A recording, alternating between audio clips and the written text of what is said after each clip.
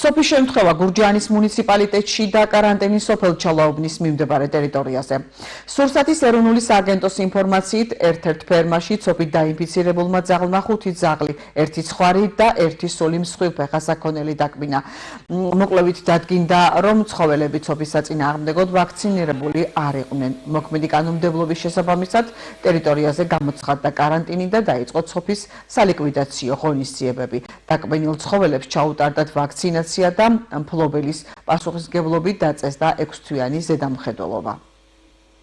დაფიქსირდა ცოფის შემთხვევა გურჯაანის მუნიციპალიტეტის სოფელ ჩალაუბნის მიმდებარე ტერიტორიაზე.